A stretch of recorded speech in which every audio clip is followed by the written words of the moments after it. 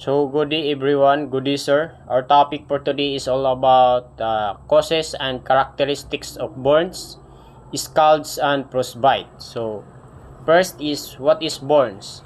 Burns is an injury to other organic tissue primarily caused by heat or due to radiation. So, pag moingon tag burns, ang nakakause gid sa burns is kanang mga hot objects nga atong touch or accidental nga makuan sa atong skin nga maka-damage siya. Then sa electricity kanang makurintihan. Sample lang makurintihan. So kasagaran sa nakurintihan is naay uban mamatay na tungod sa burns nga na over na. Then friction or contact with chemicals. So sa chemicals like anang mga acids mga makadaot sa ato ang panit no. Then next is causes of burns. So first is fire, electrical current, sunlight or other sources of UV radiation including tanning beds. So kana sa sunlight, example na is kana sunburn. Then hot metal, kanang mga init nga mga bakal or like anang basta init siya. Then chemicals. So sa chemicals, drain cleaners, acids like gasoline. So sa gasoline, so makakos na siya og burns. Although dili siya ingon nga grabe ka kuan nga burns, but maka-damage siya sa skin. And paint thinners. So radiation, kana sa radiation is kana sa mga X-rays. So makakos na siya og burns gyapon. Then hot steam or liquid. Hot steam or kanang mga ininit no, or kanang pag magpabukal ta kanang singaw niya pag abre na to, so kanang musingaw nga aso, so mana na siya hot steam. Next is what are the types of burns? So first is thermal burns. So makita nato dia sa screen na ay takore. So mana siya ang cause sa thermal burns. So chemical burns kanang mga acids no niyan na dere sa ubos makita. Then sa mechanical burns, so mechanical burns example yan is kanang sa mga sakyanan na makita nato sa babaw na example dia kanang heat nga gikan sa sakyan nga overheat kanang basta labaw na sa makina or sa tambutso man lang kana grabe na siya kainit. Then electrical burns, so sa kuryente. Then sa radiation burns and cold burns. Sa cold burns, anong ma-over o ka-expose imuhang parts of the body nga dito sa cold area nga mapil na to nga medyo mamaknit siya no pag ma-expose na siya. Then pero wala pa ko nakatry ko but kas alang pero nawala raman to. Next is thermal burns. This source is divided into two categories: dry thermal and wet thermal injuries. So first is dry thermal will involve flames, very hot objects and radiant heat. So kanang gingon ako nga sa tambutso sa sakyanan no, init ba yung kaya na pag labaw na sa motor, so madapli na sa imuhang panit ay automatic puti ang gawas. Next is wet thermal will involve steam and hot liquids. So kung mo na sa katong sa takore ng hot liquids or sa ininit na steam has the capacity to carry 4,000 times more heat than dry air. Inhalation of hot smoke or gases will cause the airways to swell and could result in a compromised airway. So next is mechanical burns are caused by when a person's skin gets cracked off after coming in contact with hard objects such as floor or the road. The combination of heat, blunt trauma, and high speed makes mechanical burns worse. So sa mechanical burns kana sa like anang sa scene mapasok ta sa scene no, medyo mainit yun na siya. Then kanang sa road init ba yan na Next is electrical burns. Electrical injuries can be classified into 3 groups. 3 electrical injury, kanang makurintihan.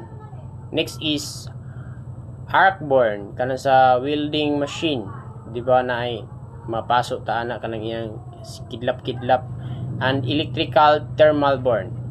True electrical injury occurs when the electricity passes through the body after contact with an electrical conductor. Next is radiation burns. So radiation burns are most commonly seen in those who receive radiation therapy for neck, head, then sa breast and skin cancer. This is also known as radiation dermatitis, and the symptom of this usually easy to treat.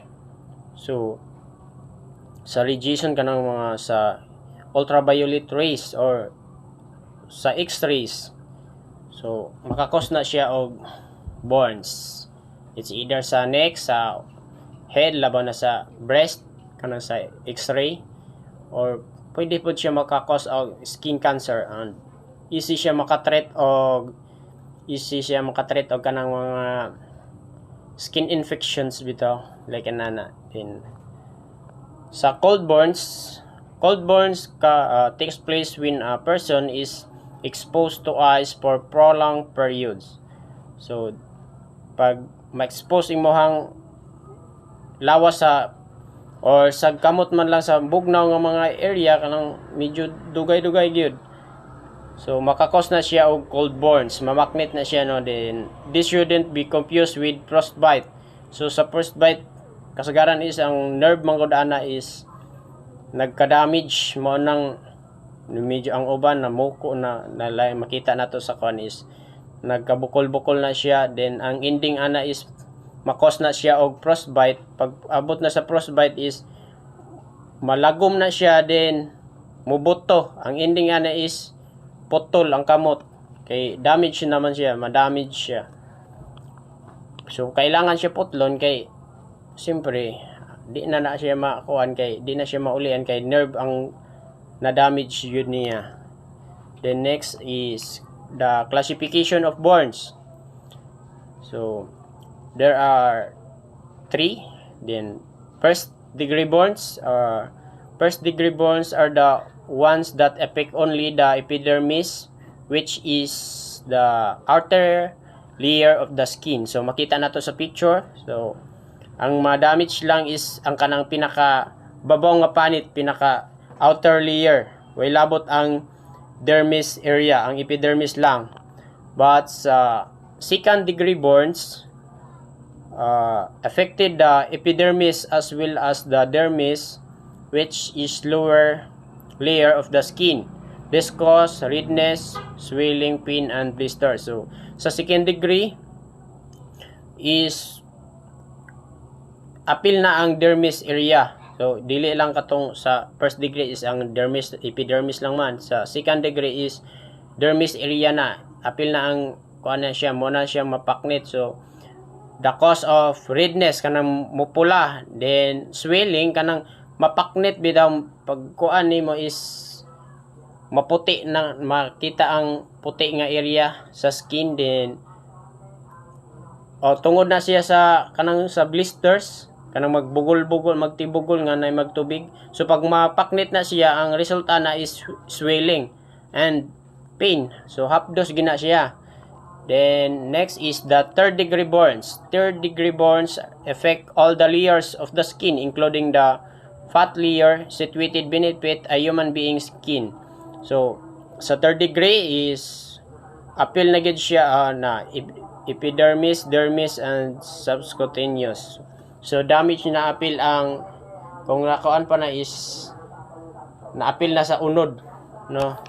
Then the skin could appear leathery in these cases and could have a black, white, or brown hue.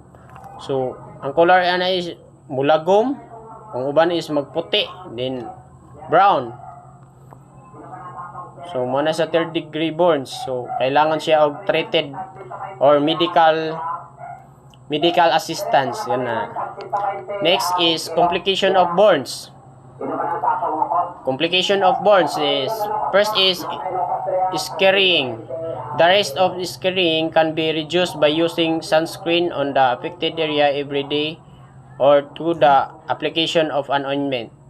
So scarring kanang magka-scars, but na mga ingon pa diri sa definition is pwede siya ma-prevent by using sunscreen or kanang mga ointment, ointment na makawala sa scars. Then next is infections. Wounds from burns could get infected and one should immediately call for medical care if their burn injuries have blisters that turn into infections. So, ang samad pag masubrahan siya sa burns, masubrahan siya sa paso, like parang pag blisters, no, iba magtibugol na siya, pag pakmit ana, then ang uban ang kasagaran na siya is dali na siya ma-prone sa infections. Like anang mudako ang samad. Pero pare sa tiil, pag medyo dako gid siya nga samad, then makos siya og kanang samad na gid siya, di ba? Once then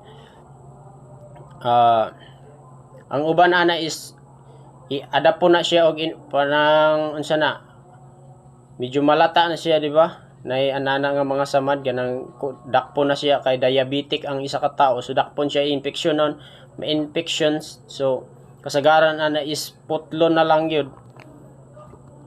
Then next is heat stroke and heat exhaustion.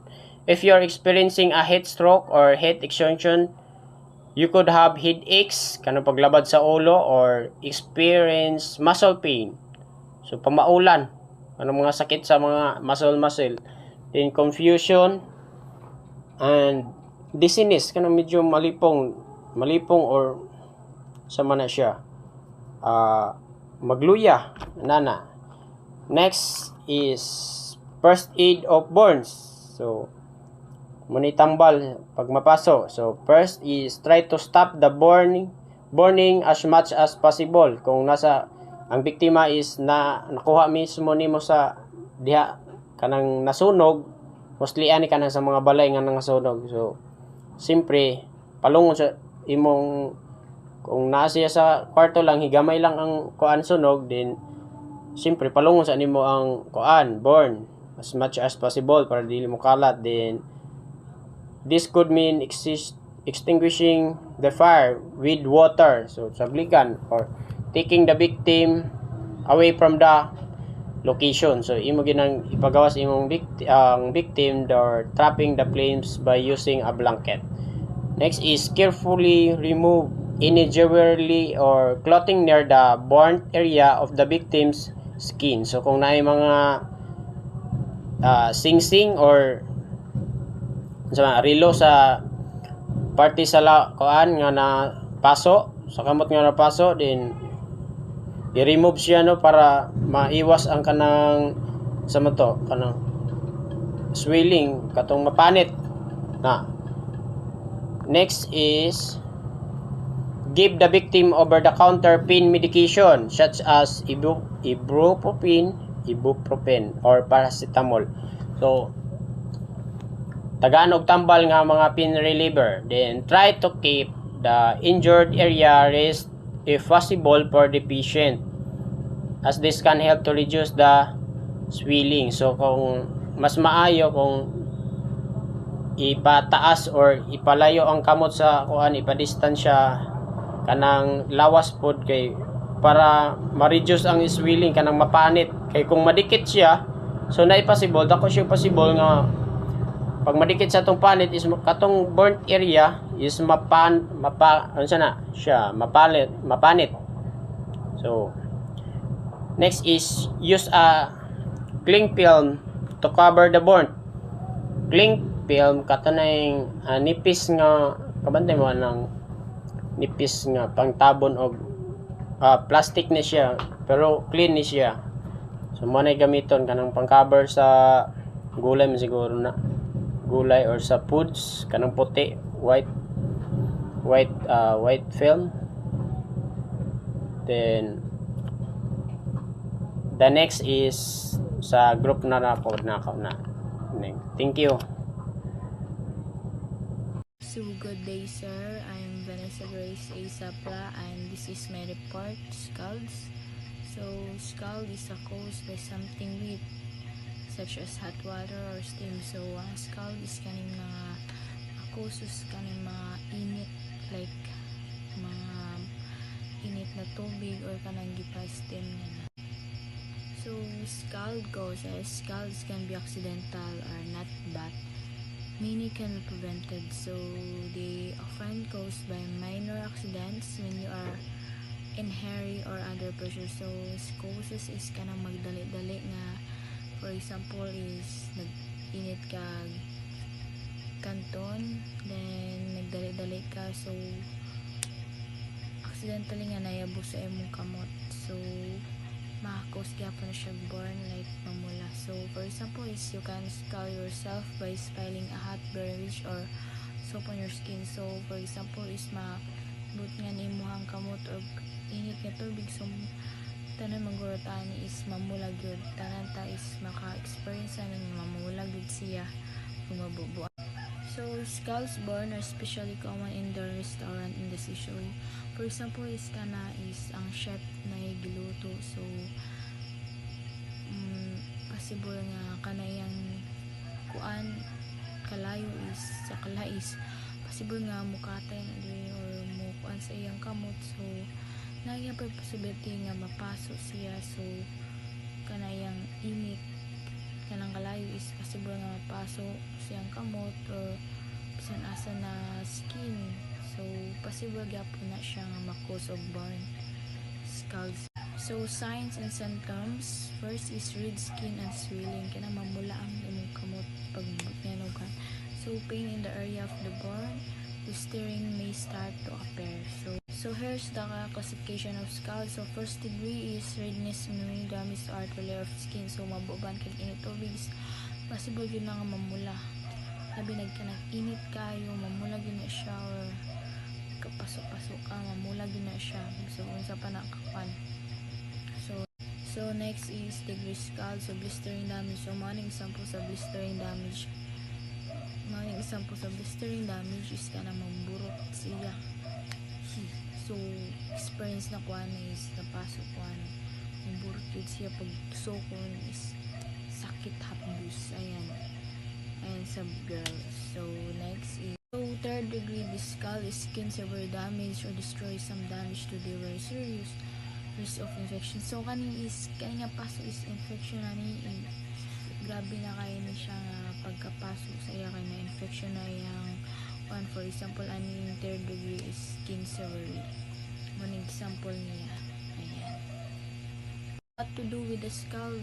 Hold it under cold running water for at least 3 minutes or until the pain feels better. So ang imong paso is kanang kanimog tubig at least 20 minutes man lang para mabugnawan ang paso sa imong kuan kamot. So if there is no available water, you could use cold milk or canned drink. So if wala mo tubig man lang diraa is pwede ang kanang mga milk or kanang makan, for example kanang mga tips yan na kuan na diri at least 20 minutes na lang.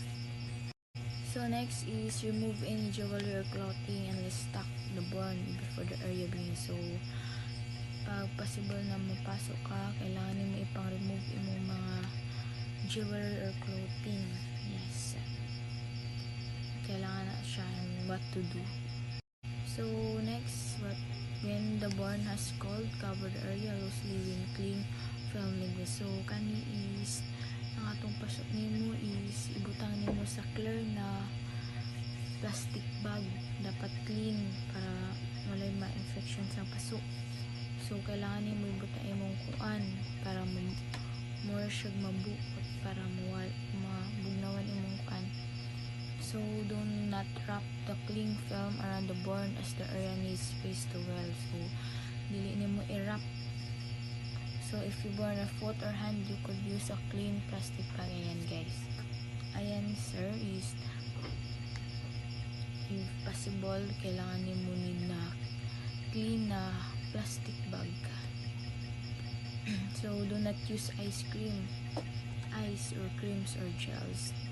They may cause damage and induce direct infection. So dili ka kailangan magamit og ice or cream para malikayan ang pagka-infection sa imong kamot. So do not break in blister that may appear as to may cause infection. Ayan.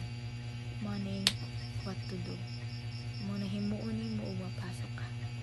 So next is what to do with skull. So monitor the casualty, seek medical advice. So possible na kung mapasok ka is kailangan pag kanang magkuan og mga doktor para unsay itambalan ni kay kung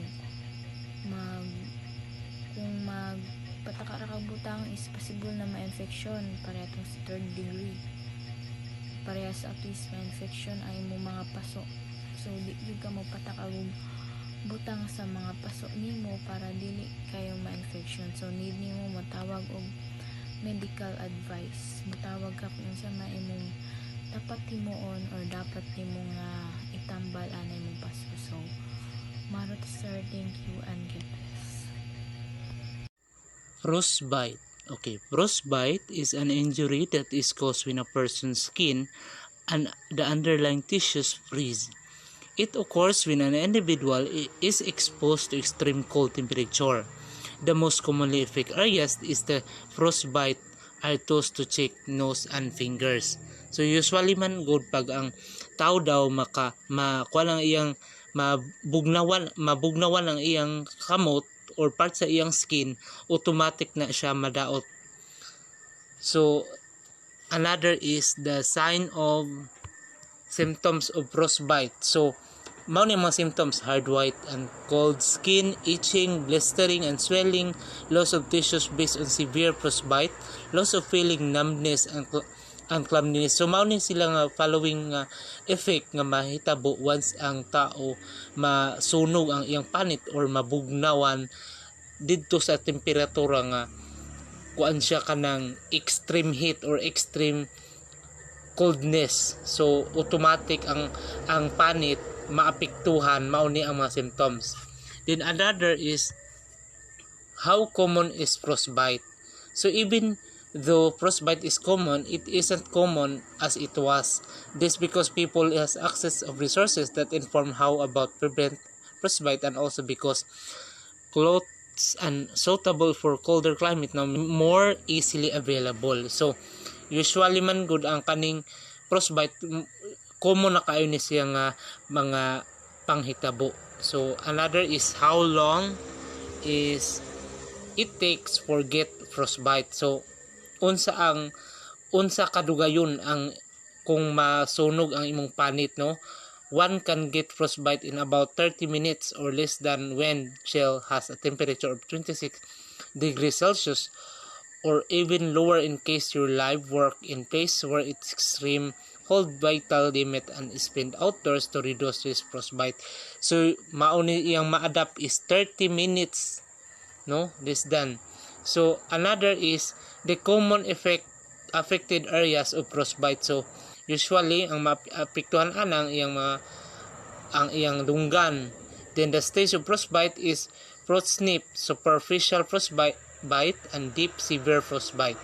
Then ang foot snip is this the mild of frostbite nga makakos sa panit, which is the skin, no? Mas mahapdos siya, hapdos once ma-irritate ang skin or masunog.